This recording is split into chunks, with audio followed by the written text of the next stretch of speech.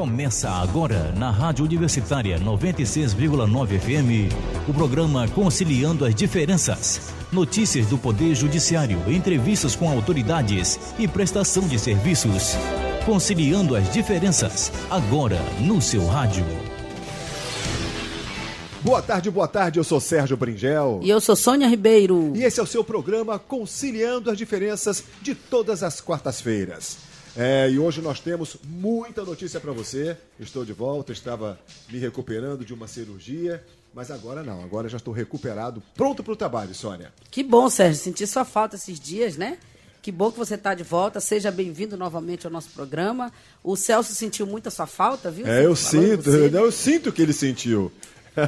Fizemos o programa com o Denis, agradecer o Denis pelo brilhante fantástico, deu essa força durante a minha ausência. Substituiu a altura, viu? E vambora que o programa hoje está recheado. E recheado de notícias. O que é que nós temos para hoje, Sônia? Justiça Mapaense instala Centro de Conciliação Virtual em faculdade. Também temos boas práticas fazem com que a terceira vara civil de Santana permaneça com a taxa zero de congestionamento de processos. E a Justiça do Amapá participa de campanha contra a dengue. E também temos a reunião de debate e ajuste da nova cooperação técnica para a continuidade da capacitação do programa Justiça Restaurativa. E também a comarca de Santana realiza círculos restaurativos na localidade lá do Anauerapucu. E também membros da OAB realizam visita ao Tribunal de Justiça. Bem, nós temos também hoje a entrevista exclusiva com a conciliadora e mediadora em formação, Maria Souza.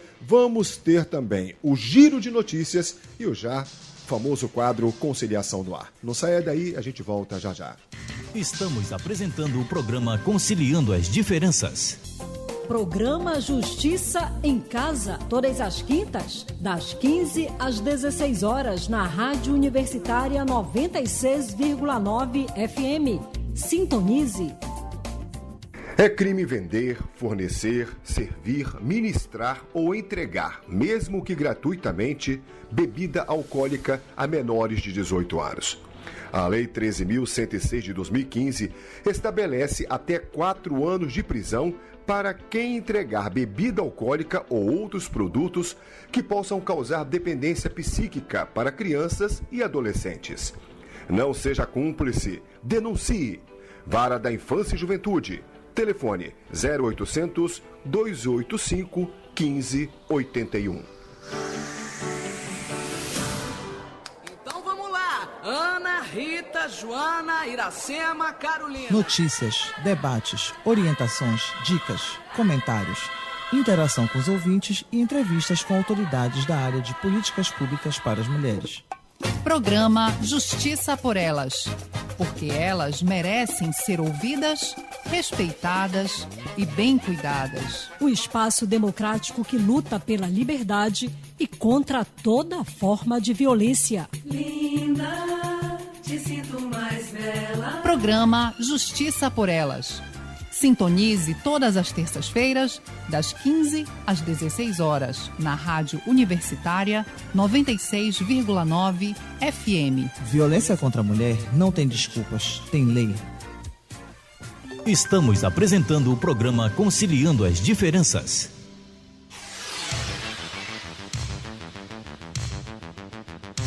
Estamos de volta com o seu programa Conciliando as Diferenças. Sônia Ribeiro, Justiça Mapaense instala Centro de Conciliação Virtual em faculdade. Que maravilha, hein? Isso mesmo, Sérgio. É a expansão da nossa resolução 1052, que trata sobre a criação dos nossos Sejusques. Então, houve um pedido do Sejusque Virtual, do juiz Fábio Santana, porque nós temos um polo instalado lá na zona oeste de Macapá, que fica ali passando a Lagoa dos Índios. Então, lá funciona, dentro da Faculdade Fama, um polo da primeira vara civil de juizado especial lá do Fórum Virtual. E ele, então, estendeu o serviço do Sejusque Virtual para lá, para o atendimento a esse polo da Faculdade Fama. Então, você que é ouvinte do nosso programa, todos os cidadãos que estão nos ouvindo, agora vocês podem procurar diretamente esse polo que funciona dentro da Faculdade Fama, ali na Lagoa dos Índios. Ele funciona no horário de 7h30 às 13h30 e das 15h30 às 17h30. Então, você chega lá, faz a sua reclamação pré-processual e é marcada uma audiência, nós chamamos a outra parte e fazemos o acordo. E se você já tem um acordo previamente, só quer fazer isso, dar o cunho jurídico, leve lá com nossos servidores que estarão à disposição de vocês para atendimento. Então, é mais um serviço que a Justiça do Amapá coloca à disposição do cidadão amapaense. Olha, Sônia, uma notícia muito boa, né? Que a terceira Vara Civil de Santana permanece com a taxa zero de congestionamento de processos. O que isso representa e por que continua essa boa prática? Qual o motivo que leva a Vara Civil de Santana ter taxa zero de congestionamento? Sérgio, o Conselho Nacional de Justiça, ele estabeleceu algumas metas para que os tribunais possam cumprir. E agora, a estatística das varas, ela está disponível na internet para qualquer cidadão consultar. Então, hoje, você acessando o site do CNJ e o próprio site do Tribunal de Justiça, você tem noção de que vara está congestionada, que vara não está. Então, houve uma concorrência salutar entre as varas para que desse vazão aos processos que estão pendentes, ou de julgamento, ou de audiência, ou de prazo vencido, ou de algum ato processual que falta dar o andamento, e para que isso não fique demorado, há agora um controle maior do magistrado. O magistrado agora ele passou a ser um supervisor. Ele, além de prestar a jurisdição, ele também administra os processos que estão na vara. E essa incumbência que foi dada aos juízes das varas tem surtido muito efeito para o tribunal. Um bom exemplo é o doutor José Bonifácio, lá da terceira Vara Civil de Santana, que destaca na sua fala que ele diz o seguinte: para se ter uma taxa de congestionamento em níveis aceitáveis, é necessário baixar a maior quantidade de processos. Desse modo, se reduz a quantidade de ações pendentes, mas também ele destaca que deve existir uma relação boa entre o magistrado e a equipe de servidores que atuam na vara. Então, isso é uma forma do juiz se integrar com a equipe e isso traz o resultado para o cidadão, para o jurisdicionado. Muito boa essa prática, parabéns aí à terceira Vara Civil de Santana, principalmente ao juiz que cuida da vara, né, como se fosse a melhor vara da justiça, porque quando ele zera, ele mostra que efetivamente a jurisdição foi prestada e quem ganha com isso é o cidadão. Parabéns aos colegas servidores, parabéns ao juiz que tem mostrado uma boa prática de prestação jurisdicional. Então a gente vai agora para a ação social, que o Poder Judiciário do Amapá, que a Justiça do Amapá participa, engajada em ações sociais, isso todo mundo já sabe, né, Sônia? Inclusive, nós aqui já falamos sobre isso durante os programas que realizamos e nos outros programas da nossa grade também que a gente tem, da nossa justiça, a gente já falou sobre o combate à dengue, né? Agora, mais uma vez, a Justiça do Amapá entra na ação do combate ao mosquito transmissor da dengue, só que agora no bairro Perpétuo Socorro. Como é que foi essa ação? Olha, Sérgio, nós tivemos aí, do ano passado para cá, um surto muito grande de dengue, principalmente de doenças relacionadas ao mosquito Aedes aegypti. O que acontece, então? O Tribunal de Justiça ele é um órgão que integra a administração do Estado. E por ele ser um órgão que integra esse Estado, ele também tem um papel institucional e social no combate a essas mazelas sociais. Veja, nós já tivemos vários servidores acometidos e até juízes, magistrados também acometidos de dengue. Isso impede que o magistrado e o servidor compareçam ao trabalho, venha prestar o serviço que nós já vimos prestando, serviço de qualidade para o cidadão. Então, integrar uma ação dessa natureza não só colabora com a conciliação dentro da justiça, mas também melhora a prestação de serviço do próprio judiciário, porque demonstra que ele está engajado, tá na luta também, é uma luta de todos, e o judiciário não podia ficar de fora. Então, a gente faz as ações periódicas aqui no próprio prédio, de sábado a equipe se reúne e faz a limpeza, cada um cuida agora da sua sala, do seu local de trabalho, procuramos não deixar mais nada que acumule água. Em tempos de chuva, quando começa o período chuvoso, a gente passa por uma situação muito complicada, porque fica tudo muito úmido. Então, cada um tem que estar cada vez mais alerta, porque é uma doença que pode chegar à morte. Então, o governo do Estado, através dos parceiros, tem desenvolvido essa campanha de mobilização que objetiva conscientizar e orientar os moradores. E não só fazer essa mobilização, mas também para que eles possam ser os multiplicadores disso nos seus bairros. Então, é um cobrando do outro, Sérgio. Eu limpo o meu quintal, eu vou cobrar o do meu vizinho. E o meu vizinho cobra do outro vizinho, e assim nós fazemos o milagre da multiplicação, e nesse caso é uma multiplicação consciente, né? Evitando que o mosquito se prolifere e possa acometer mais pessoas e levar, inclusive, a óbito. Mas o mais interessante também, né, Sônia, porque o que nós percebemos é que a Justiça do Amapá, em parceria com os outros órgãos, não deixou isso apenas restrito àquele período de chuvas, né, que todo mundo tem medo. Nós estamos dando continuidade, então. Isso é muito bom, porque a gente vai passar o ano, quando chegar no próximo inverno, que não sei o que é inverno, só porque chove, no caso, né?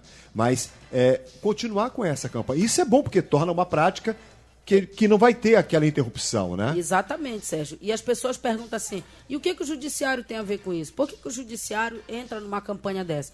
Sérgio, quando a gente tem um aumento de patologias relacionadas a esse mosquito, haverá um aumento de demanda pela saúde. Então, se não houver um trabalho conjunto dos órgãos com a população, essa população vai adoecer mais. Ela adoecendo mais, ela vai levar isso para o serviço público, porque nós teremos que ter mais profissionais para atender essas pessoas, mais hospitais. E isso compromete a prestação de serviço de qualidade. E aí, quando a saúde não dá conta de prestar esse serviço, as pessoas judicializam as demandas para solicitar atendimento médico, leito em hospital, remédio para combate às patologias. Então, se nós não trabalharmos na prevenção, nós vamos ter demandas desaguando também no judiciário. E fora o inchaço que vai acontecer na saúde pública. Então, por isso, o judiciário aposta nessa campanha, porque é uma campanha que vai trazer um benefício futuro. Ou seja, cada um cobrando do seu vizinho, um cobrando do outro. Isso melhora a consciência e melhora a população, que vai ser agora um parceiro, vai colaborar com o Estado e com os demais órgãos. Que maravilha. Sônia, você participou da reunião que debateu o ajuste da nova cooperação técnica para a continuidade da capacitação do programa Justiça Restaurativa. Para o nosso ouvinte, tá? A gente fala muito de conciliação e mediação, mas o círculo restaurativo está dentro de uma prática, ou seja, seria uma modalidade de conciliar, né? Uma forma de conciliar. Eu queria que você explicasse para a gente o que é a justiça restaurativa e depois você entrasse direto já no que aconteceu durante a reunião. Vamos lá, Sérgio. Você que é o nosso ouvinte, que nos acompanha, às vezes pode ficar com dúvida. Então, a prática restaurativa, ela também é um método consensual de solução de conflitos. Então, dentro dos métodos consensuais, eu tenho a negociação, a conciliação, a mediação, os círculos restaurativos, a prática restaurativa, e tenho também a decisão judicial. E também tem a arbitragem, que é extraprocessual, extrajudicial. Mas a prática restaurativa, ela surgiu há muito tempo na ideia de fazer uma aproximação entre o ofensor e a vítima. Aquela pessoa que cometeu um crime, ela então se arrepende da prática que ela cometeu, ela entende o que a vítima sentiu ou que os familiares da vítima sentiram decorrente daquela prática delitiva, e a partir daí a justiça promove uma restauração das relações que ficaram quebradas por conta de um cometimento de um crime. Só que com o tempo, com o avanço dos métodos consensuais de solução de conflitos, nós acabamos adaptando a prática restaurativa à mediação. Ou seja, para nós, quando há muitas pessoas envolvidas em um conflito e que não é possível juntá-las em uma sessão ou em algumas sessões de mediação, nós partimos para essa outra ferramenta, que é a ferramenta dos círculos restaurativos. Nós juntamos essas pessoas, a cada ciclo nós trabalhamos temas específicos. Eu vou te dar um exemplo. Digamos que eu tenha uma família que sofreu um assalto. Houve com ela um crime. E ela acaba criando ódio daquela pessoa que assaltou. Só que essa pessoa que assaltou vai ser condenada, ela vai sofrer as sanções que a lei determina. Ela vai cumprir uma pena. Só que ela vai sempre ter aquela rusga com a família que ela cometeu o delito. Então, nesse momento, entra a justiça restaurativa, para restaurar essas relações e que eles possam, a partir dessas boas práticas, de uma boa convivência, ele pagar pelo crime que ele cometeu e depois voltar para a sociedade ressocializado. E não ser mais um criminoso. Que isso vai levar a família também a entender o porquê que ele realizou aquele crime, o que foi que aquele crime repercutiu na vida daquela família. Agora, veja, se eu tenho uma questão familiar que envolve o pai, a mãe, os tios, os avós, os parentes mais próximos, os parentes da esposa, os questão parentes de herança, do esposo, por exemplo, que envolve várias pessoas, isso não vamos conseguir resolver em uma sessão de mediação. Então, eu tenho que reunir essas pessoas separadamente e depois reuni-las num círculo em que todas se enxerguem do mesmo jeito e dentro, a cada círculo, com determinados grupos, eu vou trabalhando temas. Então, se o tema, por exemplo, for herança, se a questão que envolve de fundo é herança, eu vou começar falando o que é família. Então, um dos círculos é o que é família. Em seguida, eu vou passar para um círculo dizendo o que são os efeitos de uma família quando ela constitui patrimônio. Depois, em seguida, eu vou para um outro tema e assim sucessivamente até então não é só chegar um na herança. círculo, então, não, né? O círculo restaurativo, você trabalha temas voltados para aquela demanda, em que você vai melhorando o conhecimento das pessoas e a consciência delas para o problema. Então, ele tem muito de pedagógico. O círculo restaurativo, ele tem uma pedagogia muito boa nele, porque ele vai ensinando a cada ciclo. E conforme eu vou avançando nos ciclos, eu vou aumentando as pessoas do círculo restaurativo. Então, eu vou fazendo os ciclos, avanço para os círculos, e aí eu consigo, então, chegar ao final com todos os envolvidos para que a gente busque, de verdade, qual é o verdadeiro problema que envolve aquele caso. Então, o ciclo restaurativo, ele é algo bem, bem diferente do que você faz de prática restaurativa. Agora, veja, eu posso aplicar tanto na parte civil, quanto na parte de família, quanto em juizado, e ele serve muito bem para as questões criminais. Por exemplo, na vara da infância, você tem uma aplicação muito maravilhosa de círculos restaurativos. Desde que você consiga juntar a família do menor infrator, você consiga juntar as pessoas para as quais ele cometeu aquele ato infracional. Então, isso promove uma restauração da própria sociedade, Sérgio. Então, você pode aplicar em qualquer área. E o Tribunal de Justiça, ele é parceiro do Ministério Público, e nós já realizamos alguns cursos aqui de pessoas renomadas que vêm de fora, e nós vamos capacitando cada vez mais servidores do Ministério Público e do Poder Judiciário, porque atuam em conjunto. Certo. Então, essa reunião ela foi exatamente para isso, para alinhar essa cooperação técnica e dar continuidade a essa capacitação de programa de justiça restaurativa. Veja que o CNJ ele estabeleceu uma meta para 2016, para que a gente possa capacitar mais pessoas e realizar mais círculos restaurativos, tanto na seara criminal quanto nas outras áreas do direito. Mas a gente, dando continuidade à prática restaurativa, aconteceu há pouco tempo, inclusive, na comarca de Santana, a realização de círculos restaurativos na comunidade rural de Anauerapucu. Como é que foi? O Tribunal de Justiça ele tem realizado esse programa através da Vara da Infância e também da Vara da Violência Doméstica de Santana, em parceria com o Ministério Público, capitaneado lá pela doutora Silvia Canella. E dentro da Procuradoria do Ministério Público, nós temos a doutora Judite, que são as pessoas que tocam esse programa. E a comunidade de Anauerapucu, ela fica na zona rural do município aqui de Santana, e eles foram, então, para fazer um círculo restaurativos, para verificar quais são os problemas que a comunidade tem e que tem a ver com violência doméstica ou com a infância e adolescência. Eram várias demandas, no caso? Eram várias demandas. E também eles fizeram uma parceria lá com a própria Polícia Militar e algumas pessoas das escolas. Então, onde surgir conflito, a Justiça tem que estar. E não é só a Polícia Militar que resolve conflito, porque a Polícia Militar ela é o primeiro atendimento. Só que isso vai desaguar no judiciário. Então, estando trabalhando em conjunto Polícia Militar, Judiciário e Ministério Público, nós temos condições de melhorar a resolução desses problemas.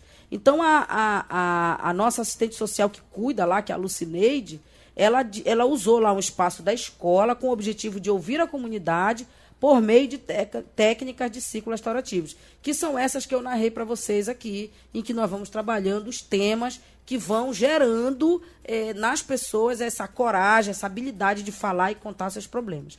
E também nós tivemos lá a doutora Larissa, a doutora Michele, e também algumas equipes do Ministério Público, com a doutora Silvia Canella, que desenvolvem atendimento. Então, estiveram presentes cerca de 150 pares de alunos, profissionais da escola, líderes e da comunidade em geral.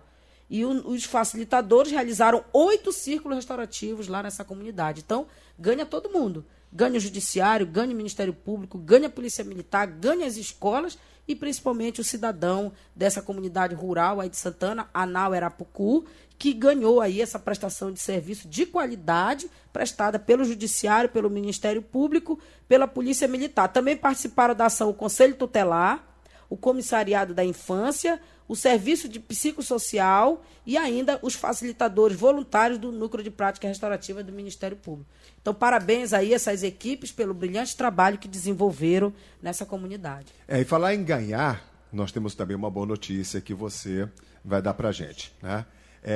Nós temos, foi realizado agora, questão de uns dias atrás, nós recebemos a visita dos representantes da OAB, né? Aí eu queria saber de você, qual é a boa notícia? Olha, a OAB ela tem uma comissão da jovem advocacia da mulher advogada. Então, essas jovens advogadas resolveram procurar o tribunal para solicitar que fosse colocados os 10 mandamentos do advogado. Eles produziram o material e o tribunal sinalizou positivamente para colocar em todos os locais onde tiver sede do tribunal, para que tenha esses 10 mandados, para que os advogados possam verificar e ficar sempre vendo, lendo e acompanhando e relembrando, né, aquelas prerrogativas que eles têm que fazer. Agora, o principal ponto deles é o seguinte: eles agora querem fazer a parceria conosco para criar um centro judiciário de solução de conflito na OAB. Essa é a grande notícia. Então, tanto que a gente solicitou, a gente conclamou no programa, já trouxemos aqui o presidente da OAB, ele recebeu a doutora Joenilda Lenze, numa reunião, e ficamos acertados que vamos se implantar. E agora eles querem a capacitação para os advogados. Então, nós vamos começar, o NUPEMEC vai dar a capacitação para que os advogados possam iniciar esse trabalho de conciliação e futuramente implantar dentro da OAB um centro judiciário de tratamento de conflitos. Isso vai facilitar muito para o cidadão, porque é mais uma porta que advogados conciliadores, né? O nosso sonho, né? Era o sonho. Era o nosso sonho aqui, a gente sempre falou disso, tivemos artigos produzidos por acadêmicos falando sobre isso, e agora a gente está vendo a realidade. Então o programa tem cumprido aquilo que ele se propõe, que é fazer essa conscientização e trazer para dentro da nossa advocacia. Bom, Sônia, a gente vai fazer um breve intervalo comercial e no próximo bloco a gente vem com um giro de notícias. Voltamos já já. Judice Rádio, a rádio do Judiciário, em sintonia com você.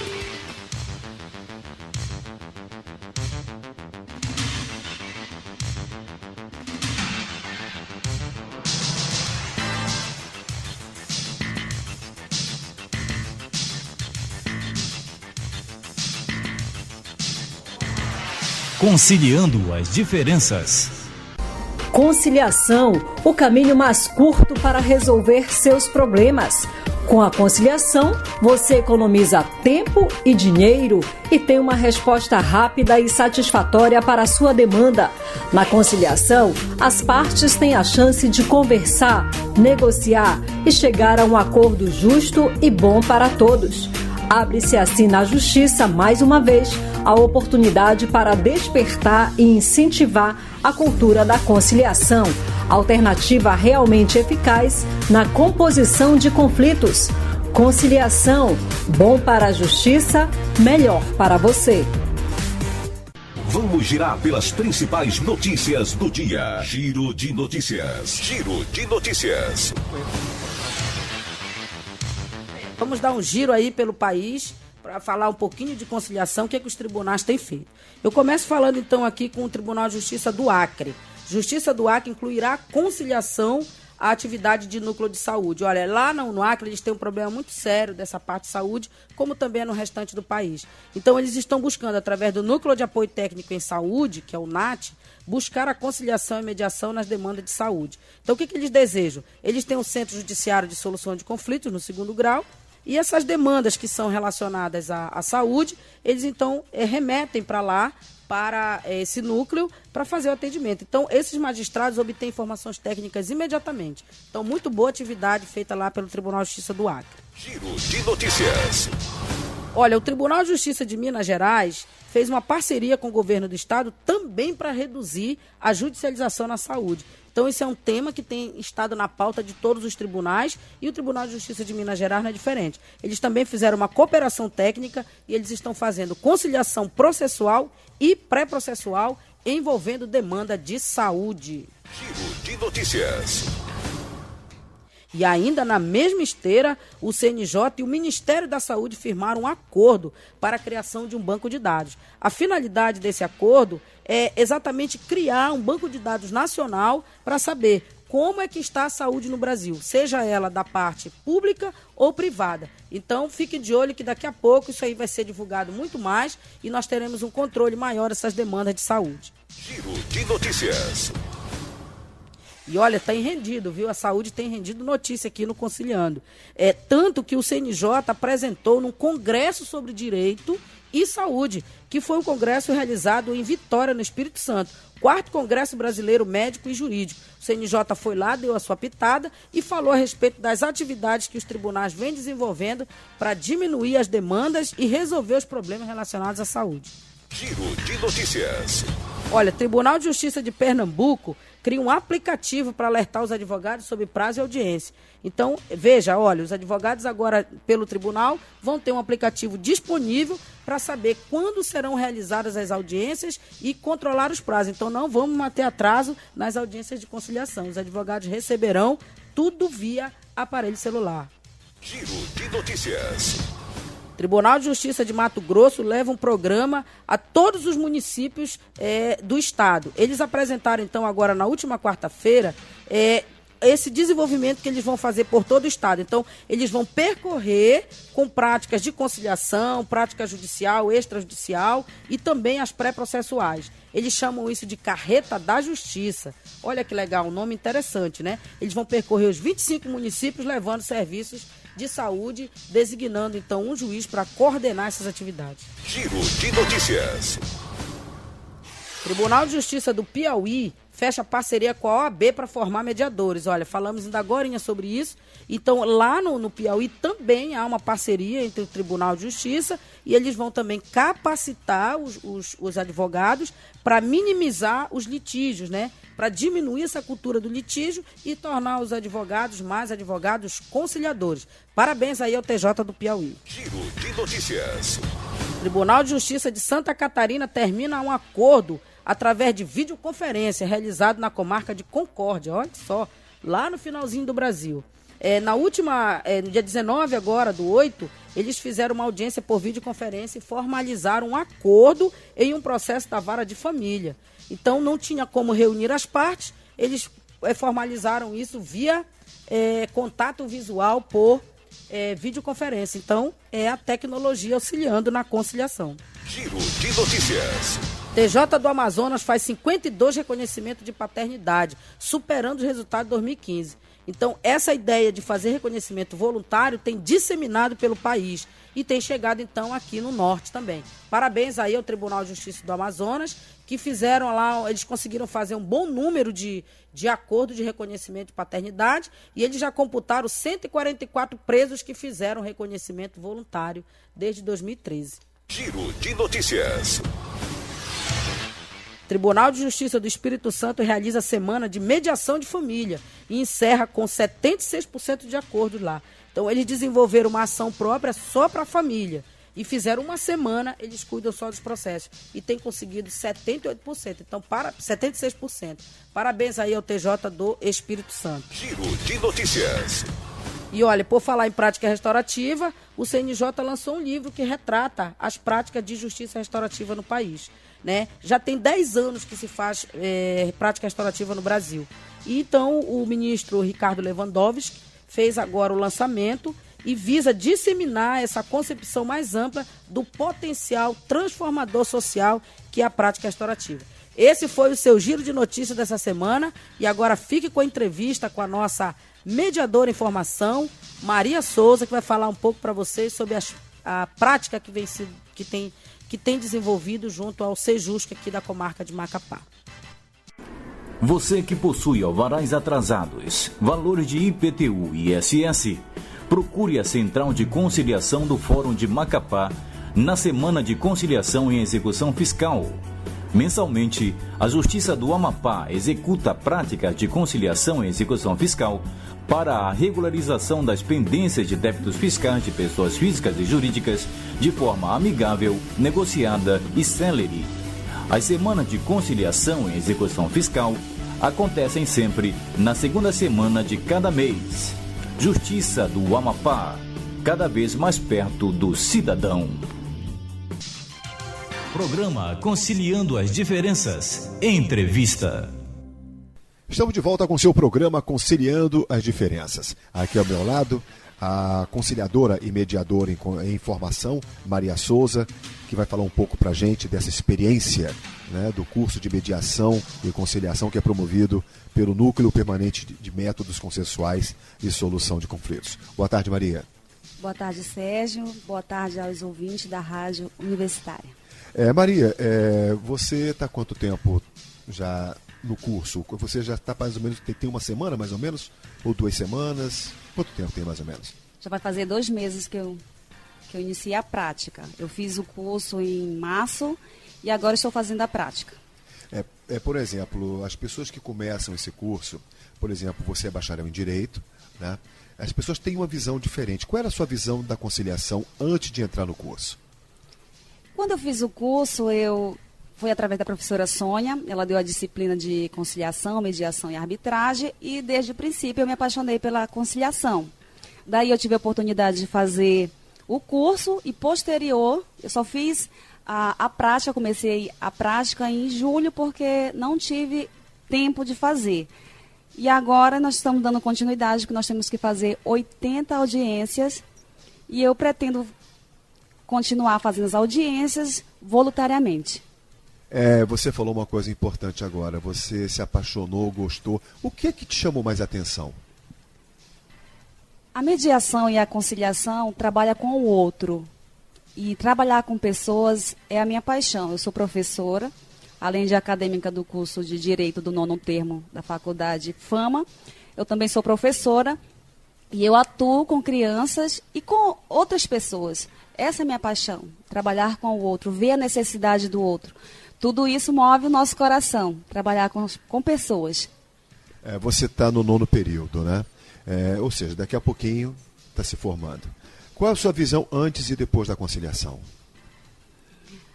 A princípio eu pensava que conciliar era só falar ali, né, entre as partes, mas quando nós fazemos o curso, nós vamos ver que existem métodos, existem princípios. As técnicas. Né? Existem as técnicas, daí sim, nós temos outros mecanismos de como agir, de como falar diante de alguma situação, de algum litígio.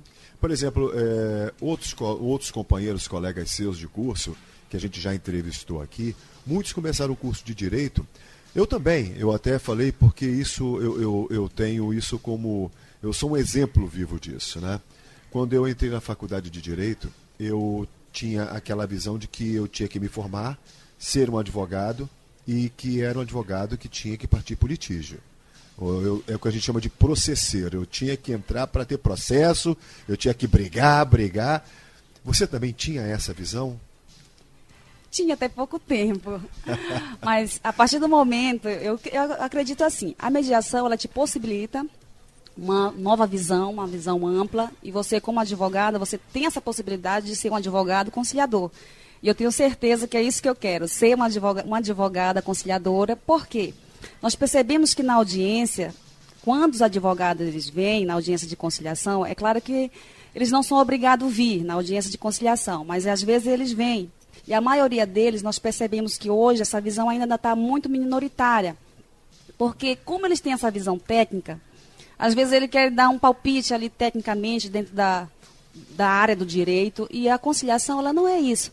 É a possibilidade que as partes vêm, conversam, e nós apenas direcionamos. E muitos dos advogados ele não têm essa visão, que prejudica a audiência. Muitas vezes, às vezes a gente tem que dar um toque, doutor, por favor. Se não...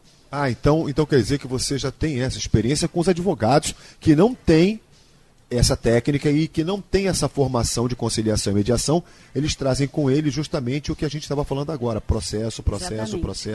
Eles visam o processo, muito menos a conciliação.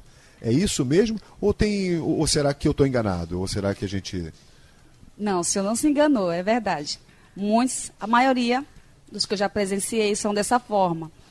Visa somente o litígio ali. Não tem essa visão de conciliação, infelizmente, mas eu creio que isso vai mudar com o novo CPC, com a lei de conciliação que está aí em vigor. Eu tenho certeza, por bem ou por mal, porque o mercado é assim. E também porque é uma fase do processo agora. Agora é uma fase do processo. Segundo o CPC, o novo CPC é uma fase do processo. Então não tem mais como. A conciliação faz parte, é a primeira etapa do processo, não é isso? Exatamente. Então a pessoa tem que ter noção mesmo. Agora as pessoas que estão entrando na faculdade... você acha que as pessoas que vão entrar agora e com as pessoas que estão saindo já com aquela nova visão, melhor, com aquela antiga visão, vai ter uma diferença de um advogado para o outro daqui para frente? Ou será que esse que está saindo com aquela visão antiga tem tempo para se atualizar e se colocar no mercado como também um advogado conciliador? Eu acho que quando a gente quer, a gente muda, a gente faz a diferença. Um dia desse eu estava assistindo uma audiência e tinha um advogado lá que estava se sentindo o máximo. E eu falei assim mesmo para ele, eu posso fazer a diferença se eu quiser. Não é faculdade nenhuma que vai me dizer se eu tenho que ser melhor ou não. Eu faço a diferença quando eu quero, eu busco outro mecanismo. E o advogado conciliador, ele faz essa diferença, porque todo mundo ganha. O seu escritório de advocacia ganha, o judiciário ganha, porque é uma forma mais fácil, mais rápida, todos ganham, principalmente as partes que não leva adiante, entram em uma conciliação e ali resolve o litígio. Tá, e o que, por exemplo, agora vamos embora sair dessa fase, dessa parte profissional. Vamos trazer para Maria Souza, que está em casa, que tem a sua família. O que esse curso também, você leva de experiência desse curso para a sua vida pessoal? Sim. A primeira audiência que eu fiz, quando eu cheguei em casa, eu disse, ufa, poxa, ganhei meu dia, porque trabalhar com pessoas, quando você está vendo aquela situação, e a partir do momento que você começa, porque nós, a maioria das vezes, nós somos até psicólogos, né? Na audiência, há muito choro, muitos chegam aqui mesmo a emoção aflorada, e o conciliador, ele, além das técnicas, ele também tem que ter algo a mais. Não é todos que são conciliadores, por mais que fazem o curso, mas tem que ter essa paixão. Tem que ter também um dom também. Você acredita que o dom também influencia? Porque mediar e conciliar não é fácil, né? Não é fácil, né? Eu acredito nisso, porque nós temos vários tipos de conciliadores aqui na Central de Conciliação. Cada um tem o seu perfil. Não estou dizendo que uns são melhores, outros melhores. Mas tem uns que fazem a diferença. Tem uns que saem, a gente percebe nas partes, que quando saem, já chegaram até a agradecer a dona Conce. Olha, parabéns pela equipe que vocês têm. A Conceição Meirelles é uma das supervisoras da Central de Conciliação do NUPEMEC aqui do Fórum. Exatamente, ela é muito receptiva. Brilhante, pessoa da mais alta qualidade. Essencial, realmente. Exatamente. Eu acredito, sim, que ser conciliador vem de si. Tem que ter esse dom. Tá, e qual o conselho que você dá para aquela pessoa que... Ou seja, esse acadêmico de direito que está cursando a faculdade agora, qual o conselho que você daria para ele? Você está saindo, outros estão entrando. Qual o conselho que você daria para a nossa classe acadêmica, os estudantes de direito? Faça diferença no mercado de trabalho, busque as oportunidades que estão aí e não desista dos seus sonhos. Eu acredito que quando você luta, quando você tem uma meta, você alcança. Não desista. Bom, aqui ao meu lado a entrevista com a nossa conciliadora e mediadora de informação, Maria Souza. Obrigado pela sua presença, Maria. Eu que agradeço. Bom, a gente vai voltar no próximo bloco com a conciliação no ar. Não saia daí, nós voltamos em instantes. Segundo dados da Organização Internacional do Trabalho, ocorrem no Brasil, por ano, cerca de 100 mil casos de abuso e exploração sexual de crianças e adolescentes, mas menos de 20% desses casos chegam ao conhecimento das pessoas encarregadas de tomar providências. Pode ser dentro ou fora da família. Acontece quando o corpo de uma criança ou adolescente é usado para a satisfação sexual de um adulto, com ou sem o uso da violência física. Desnudar, tocar, acariciar as partes íntimas, levar a criança a assistir ou participar de práticas sexuais de qualquer natureza também constituem características desse tipo de crime. Os casos de abuso e exploração sexual de crianças e adolescentes podem ser denunciados por telefone. Basta discar o número 100 ou para o número 0800 285 1777. Não precisa se identificar. Uma campanha da Justiça do Amapá.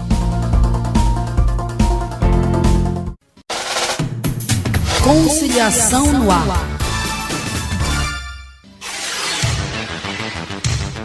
Boa tarde, ouvintes da Rádio Universitária. Eu sou Eliane Albuquerque, assessora jurídica do PROCON, e nós estamos hoje com mais uma conciliação no ar.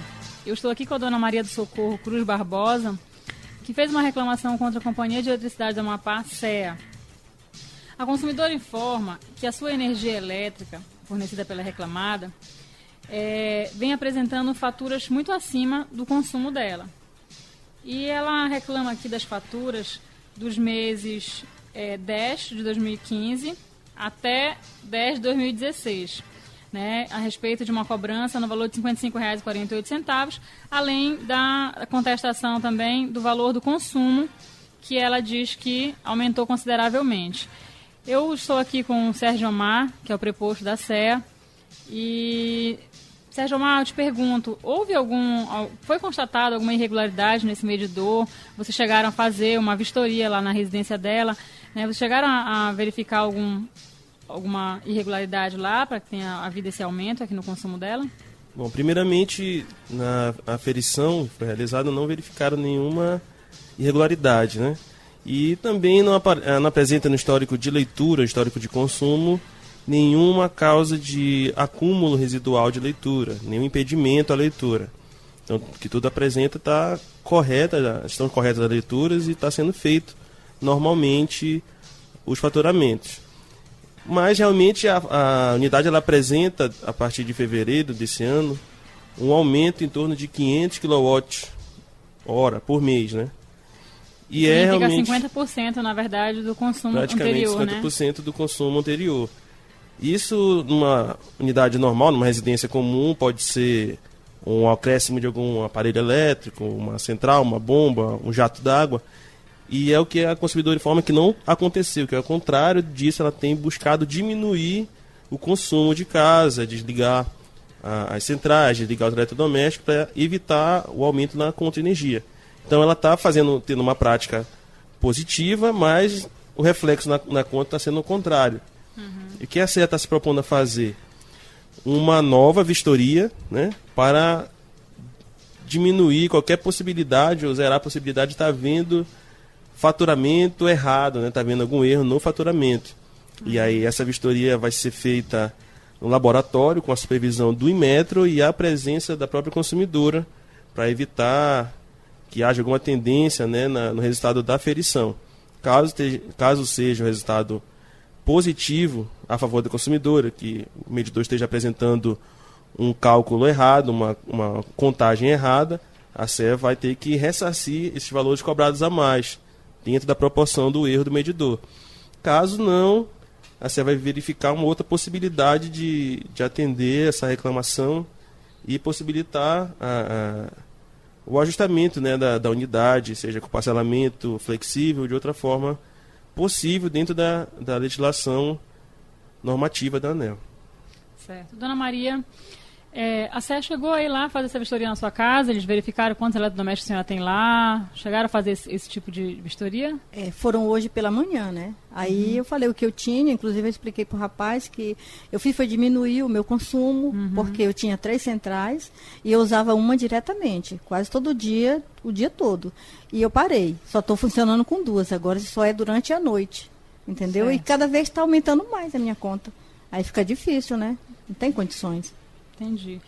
Houve quase 50% de aumento aí no seu consumo, né? Além disso, a senhora também acaba sentindo mais o aumento no pagamento da energia elétrica, porque a senhora tem um parcelamento aqui, né, de R$285. Isso acaba ainda assim dando um impacto maior na sua conta de energia elétrica, né? Exatamente. Então, assim, dona Maria, a SEA não tem proposta para reduzir as suas faturas, porque, como o preposto disse, não há nenhum indício de irregularidade nem de acúmulo de consumo, como se tivesse feito na média em um mês, no outro mês na média, e agora estivesse cobrando a diferença da senhora. Então, não há possibilidade de reduzir por causa disso, porque ainda que eles reduzissem agora, no mês seguinte vai vir um valor, esse mesmo valor de consumo também, a senhora assim, não resolveria o seu problema. Então, essa proposta dele de fazer aferição no medidor, ela é a mais prudente, porque aí a senhora disse pra gente ainda agora que percebeu que esse aumento ocorreu depois que foi trocado seu medidor, Isso. né? A partir dessa troca. Foi. Então, assim, essa aferição no medidor vai ser feita por uma equipe do Inmetro, a equipe da SEA também, lá a senhora vai acompanhar, e aí a senhora vai conseguir ter certeza, né, que realmente é o seu consumo, que de repente a senhora precisa diminuir mais esse seu consumo de energia, ou se for constatado que há um erro nesse medidor, aí a SEA já vai reparar esse erro, vai trocar o medidor, e a senhora vai começar a pagar o valor condizente com o que a senhora realmente consome de energia. Tá certo? A senhora aceita, então, que seja feita essa aferição, né? Com sem certeza. custo, né? Eu quero ver se melhora para o meu lado, porque está difícil. Certo. Então, é sem fazer custo mesmo. essa aferição, né? Isso que eu queria saber também. Certo. Isso, a gente compromete a isentar do custo a aferição, em razão da própria justificativa da reclamação no PROCON, né? Que é um meio que já não é na sede da empresa, então a gente sabe que deve ter alguma falha no atendimento na empresa para poder a pessoa ter que procurar o PROCON. Então, para já ter um pouco de reparo na falha do atendimento, a gente se compromete a retirar a taxa da aferição. Certo. Então tá certo. Vou formalizar o termo, dona Maria, tá? Aí a senhora vai aguardar, a SEA vai agendar com a senhora essa aferição, a senhora vai lá acompanhar, mas eles vão ligar para a senhora para agendar, para ver o melhor dia para eles e para a senhora também, tá bom? Tudo bem. Queria agradecer também a presença dos acadêmicos de direito que pediram aqui para que nós lembrássemos da sua presença aqui também, assistindo a nossa audiência, né? O Alan Santos, eu não vou falar o nome de todos, vou falar o nome da metade aqui, porque hoje está recheado de acadêmicos, né? A professora Sônia pega pesado mesmo com eles, manda toda semana para cá, pelo menos metade da turma, para assistir as audiências com a gente. Né? Então temos o Alan, o Valdirley, a Carla, a Gisele, a Zara, a Jéssica, o Alessandro, a Tainá e outros que eu não vou citar o nome, porque senão vamos tomar todo o tempo do programa aqui, né? Tá certo, gente. Boa tarde. Mais tarde nós vamos trazer mais uma conciliação para vocês. Boa tarde. Meu nome é Denis Ramon. Trabalho junto à assessoria do PROCON e estou aqui nesse momento como conciliador. E dando continuidade às conciliações, estamos aqui com a consumidora Franciane Alves da Costa, que ingressou com uma reclamação junto à Vivo SA, no qual a dona Franciane nos relatou o seguinte: informou que possuía um plano controle junto a reclamado no valor estipulado em R$ 39,99 e que o ocorrido foi o seguinte, que desde o mês 6 de 2016 está sendo cobrado o valor de R$ 65,88, né? Fato esse que causou estranheza na dona Franciane, vindo então a nos acionar, né? Acionou a reclamada no mês 6 de 2016 e a mesma afirmou que nos meses posteriores à reclamada, no caso, a Vivo, os valores seriam ajustados, coisa que não ocorreu, não é isso mesmo, dona Franciane? Isso. Certo, então a senhora vem aqui solicitar o cancelamento definitivo dos serviços e que seja atendido o que a senhora solicitou em primeiro momento junto à Vivo, né? Fato esse que não foi atendido. Cabe a mim lhe perguntar o seguinte, dona Franciane, a senhora não tem mais interesse em qualquer serviço da Vivo? Acho que não, eu não queria mais. A senhora não tem mais interesse algum, né? Então a senhora está certa de que, se for cancelado, realmente foi atendida a sua solicitação, a senhora não vai mais usufruir dessa linha telefônica, certinho? Isso. Certo, então cabe a mim perguntar a proposta da Vivo, a Pamela, doutora Pamela, se a Vivo vai acatar ao pedido da consumidora. Sim, a empresa vai se disponibilizar a fazer o cancelamento da linha sem qualquer tipo de ônus à consumidora. Perfeito, não haverá nenhum tipo de ônus, tá, dona Franciane? Existe algum prazo para que isso possa ser cumprido? Um prazo de 30 dias. 30 dias? A senhora aceita esse prazo? É razoável para a senhora? Em até 30 dias, esse número de telefone da Vivo que a senhora usufrui vai ser cancelado, tá? Então, eles têm que atender essa proposta nesse prazo máximo. Caso não atenda, a senhora tem que nos informar, voltar até o PROCON lá da Padre Júlio e passar essa informação para a gente possa orientar a senhora. Mas nesse caso, se a senhora aceitar essa proposta de acordo, a gente fecha aqui e já coloca a termo, né? E a gente só aguarda o cumprimento dessa proposta. Tudo bem para a senhora? A senhora concorda? Concordo. Certo, então a gente vai atermar essa proposta de acordo e esperamos que a Vivo possa atender a solicitação da consumidora. Certinho, boa tarde, muito obrigado. Agora vamos à análise de Sônia Ribeiro. Sônia, são 2 casos de suspeita de cobrança indevida. Um, consumo de energia, e o outro, telefonia celular. Como é que você analisa? Olha, Sérgio, nós estamos diante novamente de prestação de serviço de companhias, né? Uma de energia e outra de telefonia. No primeiro caso, que foi o da companhia de energia, o que se verificou é que houve um aumento de em torno de 50% do faturamento, né? E a consumidora alega que não houve o aumento de aparelhos na sua residência. Então, nesse caso, realmente a situação mais adequada é fazer uma nova vistoria nesse aparelho que mede, no caso do medidor, e foi muito importante quando a companhia disse que vai trazer o Inmetro, que é o órgão de metrologia que cuida da aferição desses aparelhos, porque são máquinas, são passíveis de apresentarem problemas, e a companhia agiu certo, no sentido de que fará essa vistoria juntamente com a consumidora, e a partir de então, se não houver nenhum problema no aparelho, há de se verificar se não há perdas dentro da residência também, porque às vezes um aparelho ele foi programado para consumir tantos quilowatts, mas às vezes a ligação de dentro da casa é uma ligação antiga, com fios inadequados, enfim. Então, nesse momento, foi muito importante a consumidora ter vindo reclamar, porque dá o alerta também para a companhia de que situações têm que ser resolvidas para evitar mais conflitos entre o consumidor e o fornecedor. Então, a proposta não chegaram a um acordo, propriamente dito, mas houve uma proposta da companhia que foi aceita pela consumidora de fazer uma nova medição, uma nova aferição nesse aparelho que mede.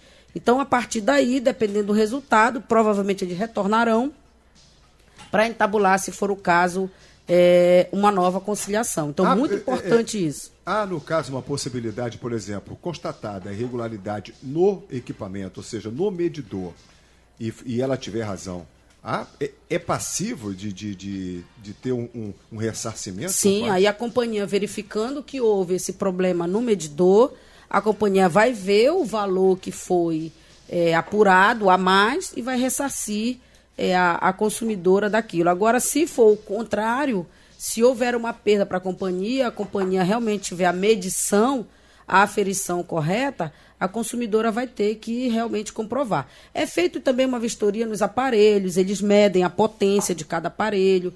Por exemplo, geladeira fica ligada 24 horas. Mas televisão não fica ligado 24 horas, rádio não fica ligado 24 horas. Então, existem aparelhos que têm uma vida de funcionamento diferente daqueles que são funcionamentos contínuos. Então, tudo isso é verificado na hora da vistoria e é importante a companhia ter disponibilizado isso. Isso é uma mudança de cultura, Sérgio. Porque a partir do momento que a companhia reconheceu que ela esteve na companhia e por algum problema não conseguiu resolver e que eles iriam fazer isso sem nenhum custo, é sinal que a companhia tem se mostrado verdadeiramente imbuída de resolver conflito. E está abrindo espaço também para outras pessoas. Exatamente. Você que ouviu aí o nosso quadro, pode estar passando por o mesmo problema, você já tem um direcionamento que a companhia dá no sentido de fazer uma nova aferição para resolver o problema e evitar mais conflitos. No segundo caso, nós estávamos falando de um plano de controle, chamado plano controle, em que é feito um valor fixo mensal e quando você atinge esse valor, o sistema bloqueia. E aí você coloca novos créditos para continuar utilizando. Nessa conciliação em particular, ficou muito claro que a conciliadora ela tinha uma posição firmada. Ela queria saber qual era o valor exato que ela tinha que pagar. Porque quando ela contratou era um valor e a partir do mês 6, como ela relatou, o valor houve um aumento sem que ela soubesse o porquê. Então, a empresa também não fez a justificativa, não explicou para a consumidora o porquê desse aumento, não mostrou com dados reais, que nós chamamos de padrão positivo, né, para que a consumidora pudesse verificar, entender o porquê do aumento e, quem sabe, ela poderia escolher se ela iria continuar ou não com aquele plano controle. E a empresa ofereceu para ela o cancelamento, que é um serviço que ela podia fazer independentemente do PROCON. Não precisava ir no PROCON. Não precisava.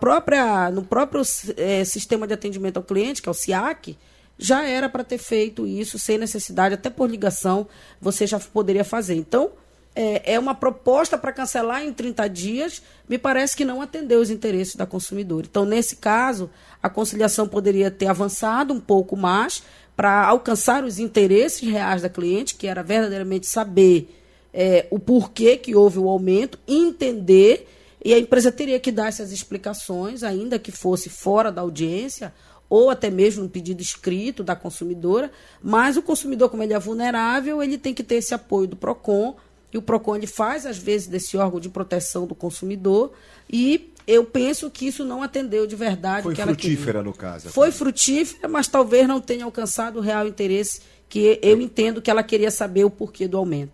E a empresa não tendo feito essa explicação, fica uma dica aí para os prepostos das empresas de telefonia que expliquem aos clientes os motivos pelos quais as contas às vezes aumentam de um mês para o outro. Às vezes é o consumo que é maior, ou então houve um aumento autorizado pelas empresas reguladoras e os consumidores não sabem o motivo que houve aumento. Simplesmente se deparam com as suas contas em valores além daquilo que estavam acostumados a pagar no seu orçamento, e em tempos de crise, quando você tem um aumento, ainda que seja de pouco valor em real, isso causa um abalo no orçamento dos clientes. Então, muito importante que as empresas cumpram o que diz a lei consumerista, prestando as explicações necessárias aos consumidores. Bom, Sônia, hoje nós vamos encerrar o programa de uma forma diferente, né? Estão cobrando, que é o pessoal da Unifap, é o pessoal também da Faculdade Fama, seus alunos estão reclamando que você não está dando um alô, né? Então hoje você vai encerrar o programa dando alô para os seus alunos, para os acadêmicos do curso de Direito. Pois é, né, Sérgio? Olha, o programa ele tem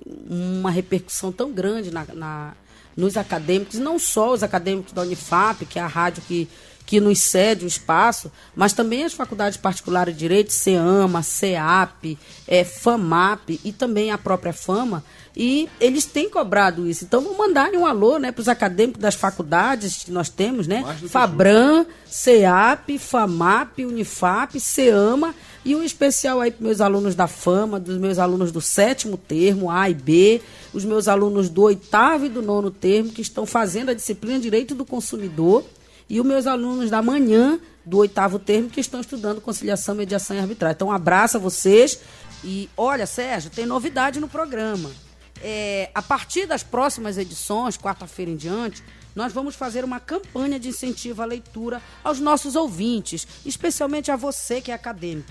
Como é que vai funcionar? Nós vamos sortear livros, né? Durante a transmissão do programa, você vai receber algumas palavras-chave que nós vamos falar. Ao final do programa, você anota a frase e vai enviar para nós aqui do programa. O nosso número é o 99126 3805. Anote, 991263805. Então você vai anotar a frase e enviar um SMS ou um WhatsApp com seu nome completo e bairro. No último programa de cada mês, nós vamos fazer o sorteio dos livros. Então é uma forma do programa incentivar a leitura e também fazer essa ligação mais forte e mais presente aí com os nossos ouvintes, principalmente os nossos acadêmicos. E aí, no final, você vem aqui no programa e vai receber das mãos aqui, ou de alguém aqui do Judiciário, ou até mesmo aqui dos nossos colegas que atuam conosco aqui no programa, você receberá, então, o livro. Então, participe, fique ligadinho aí, que é uma novidade boa, Sérgio. Fique com Deus e até o próximo programa. O programa Conciliando as Diferenças fica por aqui. A gente volta na próxima quarta-feira. Um forte abraço. Tchau.